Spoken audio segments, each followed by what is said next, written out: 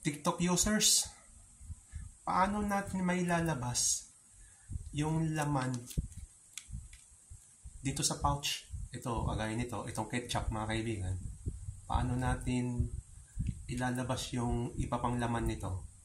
Di ba ang ginagawa natin, nirorolyo natin, kagaya nito, nirorolyo, di ba?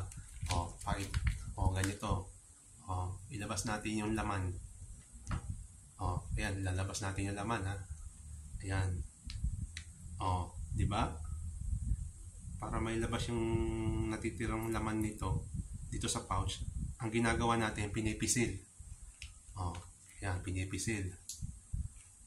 Kasi sayang naman kung hindi natin irorolyo.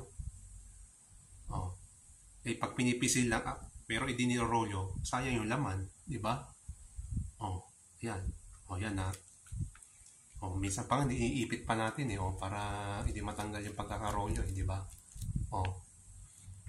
Yung ketchup. Mamaya kakain ako ng almusal. Ganun din dito sa tube na to, dito sa toothpaste. Di ba? Paano natin may lalabas yung laman? Di ba nirorolyo? Hindi naman pwedeng pisil lang. Di kasi sapat yung pagpisil lang eh. Ang gagawin natin, kailangan natin irolyo. Irorolyo natin yung tube ditong toothpaste. Tingnan nyo. Pag nirolyo. Ayan lalabas natin yung laman. Ito mamaya matututbrush pagkatapos mag-almusal. Di ba? Kailangan natin irolyo habang kasabay ng pagpisil. Pag hindi natin irolyo, sayang yung laman, di ba? Takpan natin ba? Mamaya matututbrush ako pagkatapos ko mag-almusal. Isa pa nga, iniipit natin, di ba? Yan, rorolyo natin, di ba? Yan, nirorolyo. Di ba? Ayan, pakita natin, nirolyo natin yung toothpaste, tsaka itong pouch ng ketchup, tapos itong tube ng toothpaste. Ang tanong mga kaibigan, anong tawag doon sa ginawa nating pagrolyo kasabay ng pagpisil para mailabas natin yung laman dito sa pouch man yan o dito sa tube ng toothpaste? Di ba sa toothpaste, iba pa yung sa ointment, di ba? Yung ointment na pinapahid, di ba?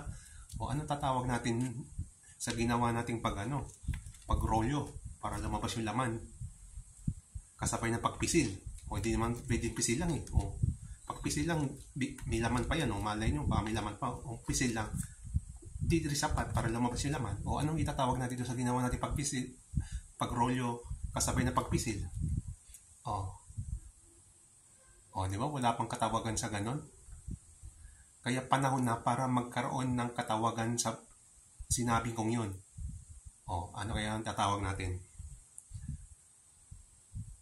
Mamaya kakain na ako ng almusal tapos matututbrush pa ako pagkatapos ko mag-almusal. Ayun, alam ko na mga kaibigan. Tama-tama. Pisol, mga kaibigan. Pisol. Ang pagpisil ng laman sa anumang pouch o sa anumang tube ng toothpaste man yan o sa ketchup o sa iba pang mga liquids o yung sa ointment. Pisol mga kaibigan para lumabas ang laman. Kasi sayang naman pag iti niroroli. Pisol mga kaibigan, pisol. Pisol. Hello. TikTok users, yan ang ikatlong salita na pasok dito sa aking nag-iisang Diksionaryong Weirdo, Orky the Porky.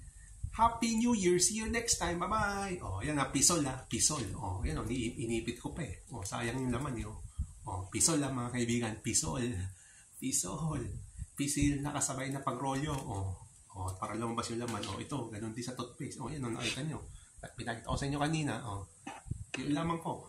Happy New Year! Welcome to 2024! Bye-bye! Di ba? Ang galing na naisip ko, no? Bye-bye! Happy New Year! Ang unang TikTok ko para sa taong 2024, bye-bye! Unang TikTok moment ko, mga kaibigan.